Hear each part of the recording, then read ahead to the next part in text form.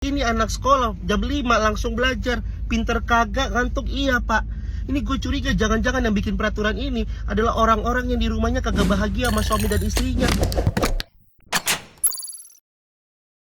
Hola netizen yang berbudi pekerti luhur. Beberapa hari terakhir ini NTT menjadi sorotan netizen yang tercinta terkait kebijakan yang berawal dari permintaan Gubernur Victor Bungtilu Laiskodat agar siswa-siswinya masuk sekolah pada jam 5 pagi. Gubernur NTT tersebut mengaku tidak akan mundur dari wacana tersebut karena menurutnya kebijakan itu merupakan salah satu upaya untuk memperbaiki SDM di NTT.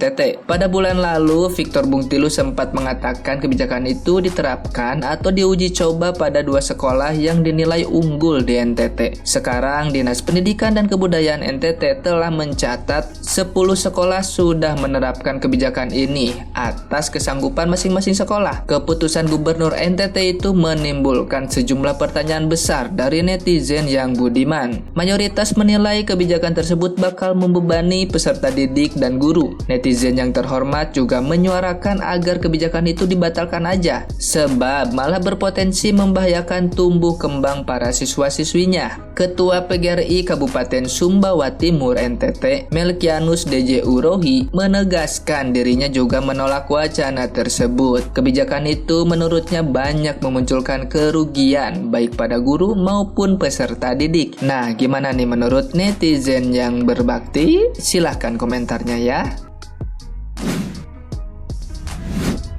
Aman ya, Dinas Pendidikan di NTT membuat peraturan mengejutkan. Anak sekolah masuk jam 5 pagi. Mohon maaf Bapak, ini anak sekolah apa kru film? Kru film aja callingan jam 5, syutingnya jam 7. Ini anak sekolah jam 5 langsung belajar. Pinter kagak, ngantuk iya Pak. Ini gue curiga jangan-jangan yang bikin peraturan ini adalah orang-orang yang di rumahnya kagak bahagia sama suami dan istrinya. Jadi pengennya buru-buru aja keluar dari rumah. Dan alasannya ini adalah mengubah wajah pendidikan di NTT. Kalau pengen mengubah wajah mah ubah dulu pola pikir Bapak. Jadi gini Kak, aku tuh sebagai seorang ibu ya yang mempunyai anak. Kalau anakku tuh masuk jam 5 pagi, pertanyaanku cuma satu. Anak itu nanti pas jam 7 makan atau enggak? Ada enggak makanan dari sekolah yang dikasih untuk anak-anaknya gitu loh? Atau apa orang tua yang harus nyiapin makan? Terus orang tua tuh harus bangun jam berapa? Jam 3 gitu buat nyiapin makan anaknya. Itu yang pertama. Yang kedua, ada jemputan atau enggak? Gitu. Masa orang tuanya harus ngantar anaknya sekolah jam 5 pagi? Dari sekolah bisa nggak provide itu? Karena yang kulihat sekolahnya yang di Kupang itu kulihat sekolahnya ya sekolah biasa gitu ya, bukan sekolah yang kayak di Jakarta International School yang ada jemputan, dikasih lunch, dikasih breakfast, dikasih cemilan atau apa gitu, nggak kayak gitu. Itu yang kedua. Nah yang ketiga yang paling parah, kita sama-sama tahu ya Kak, kalau di Indonesia itu darurat pelecehan seksual, apalagi kepada anak-anak gitu. Sekarang kalau misalnya mereka ke sekolah jalan kaki, bahaya atau enggak? Terutama untuk anak-anaknya gitu kan, gimana? Dari sekolah, apa gitu loh tindakannya gitu. Apakah mereka itu ngasih fasilitas atau enggak? Karena kalau nggak ngasih fasilitas, jam 5 pagi disuruh sekolah, yang bener-bener aja deh gitu loh. Kalau masalah bisa atau enggak sekolah jam 5 pagi, menurutku itu bagus gitu. Kalau semakin pagi anak-anak itu bangun. Kita lihat di Jepang, di Cina itu anak-anak sekolah itu lebih dari 12 jam loh guys. Tapi masalahnya gimana gitu dengan kondisi negara kita yang kayak gini, dengan kondisi adanya rawan pelecehan dan yang lain-lain gitu aja sih kalau menurutku ya Kak. Terima kasih. Kecuali kalau anak-anak itu sekolah di boarding school, bener-bener dari pagi, siang, malam bobok situ, pesantren atau asrama atau apapun itu namanya. Kecuali yang kayak gitu, karena sebenarnya yang kutakutin cuma itu.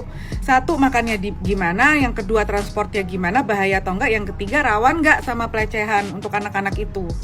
Sekian dan terima kasih.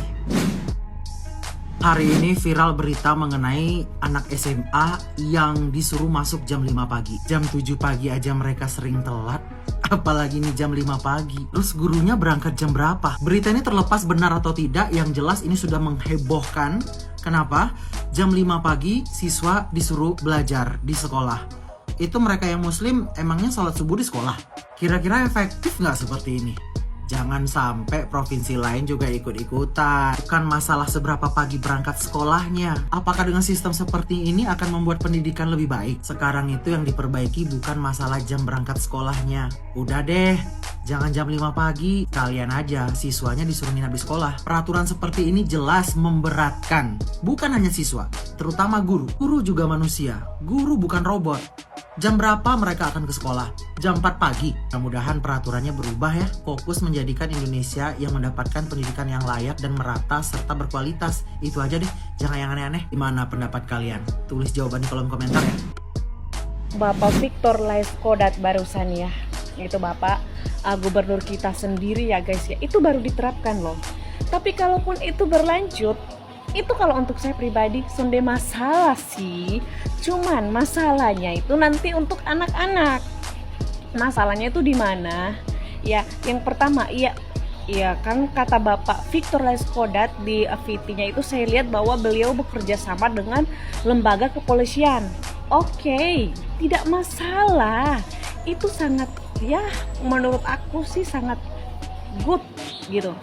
Tapi masalahnya Pak, kalau itu diterapkan di semua sekolah di NTT, apalagi di Sabu, terus sekalipun Bapak bekerja sama dengan lembaga kepolisian, tidak mungkin bisa menjangkau semua anak-anak yang ada di seluruh NTT, khususnya di Sabu. Kita itu rumah masih berjauhan ya kan.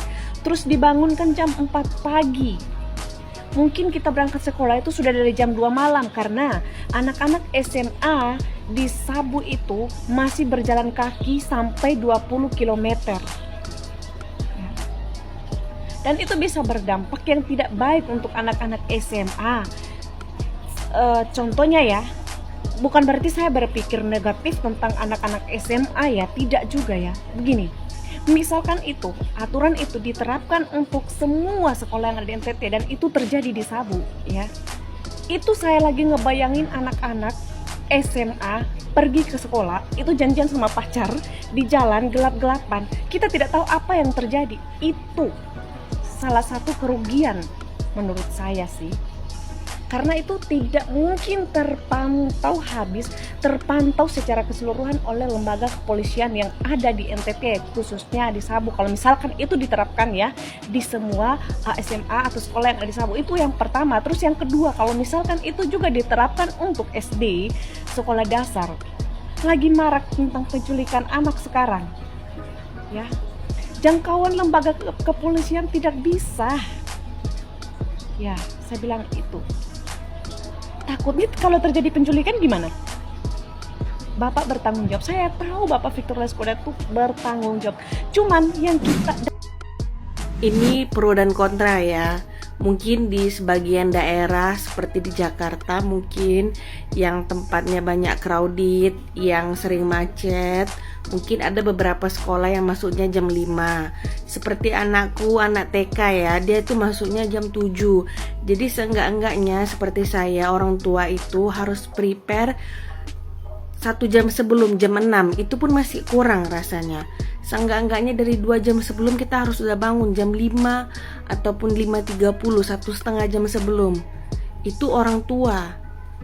Nah, jadi kalau misalnya dia harus masuk sekolah di sekolah tank jam 5, setidaknya dia jam 4.30 dari rumah, tergantung rumahnya memang. Tapi kalau seenggak-enggaknya setengah jam, kayaknya nggak macet mungkin ya jam segitu ya. Berarti sekitar jam 4.40 mungkin dari rumah. Itu dari rumah jam 4.40 karena di sekolah harus sampai jam 5 kan. Nah, itu jam berapa lagi dia harus bangunnya? Sarapannya memangnya langsung bangun, langsung harus pergi mandi? Kan enggak. Duduklah minimal 5 menit dulu dia duduk, minum air putih. Karena itu posisinya pagi banget gitu loh. Ya kan, kita baru-baru bangun kayak gini apa langsung bisa bergerak kan, enggak, duduk sebentar. Nah, baru dia mandi, baru dia sarapan, baru dia pakai baju, baru dia berangkat pergi ke sekolah. Ya kan, itu seenggak-enggaknya berarti dia harus jam 4 bangunnya. Nah, bagi orang tua harus lebih cepat bangun daripada anak kan, karena harus mempersiapkan jam berapa mau bangunnya, jam 3 atau jam 3.30, setengah 4. Coba.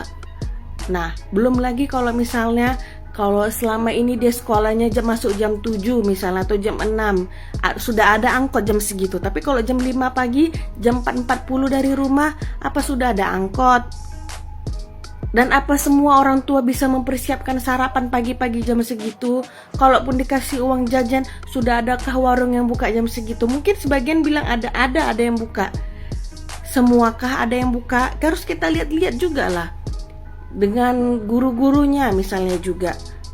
Kalau misal ada yang punya anak atau yang rumahnya jauh, yang harus naik angkot ke sekolah tempat dia mengajar, coba.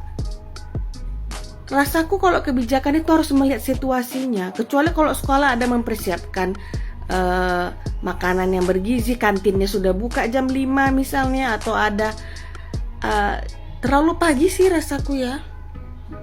Gitu deh. Sumpah, kalau ini berlaku di sekolah gue dulu, mungkin gue udah minta pindah deh. Soalnya gue jam 7 aja udah suka telat, apalagi jam 5 ya kan. Bukan masalah bangun subuh apa kagak sebenarnya. Rumah gue jauh, rumah gue ke sekolah yang dulu tuh 20-30 menit perjalanan darat pakai motor. Kalau pakai mobil mungkin bisa lebih karena macet. Terus lagi, bukan masalah bangun subuh apa enggak, masalahnya kadang perut gue atau pantat gue ini nggak bisa diajak kompromi. Kadang sarapan nggak sarapan aja pengen berak gitu. Bukan masalah subuhan nggak subuhan nih, gue bangun jam 4 jam 5 tetap aja sampai sekolah telat gitu. Jam 7 lewat semenit, jam 7 lewat 2 menit, itu tetap kena setrap. Apalagi jam 5, kayaknya gue boleh pindah deh. Gak apa-apa deh, walaupun swasta gitu, mahal, jangan mahal-mahal sih, yang standar lah. Yang penting gue bisa sekolah aja. Untung gue udah lulus sih, gitu aja.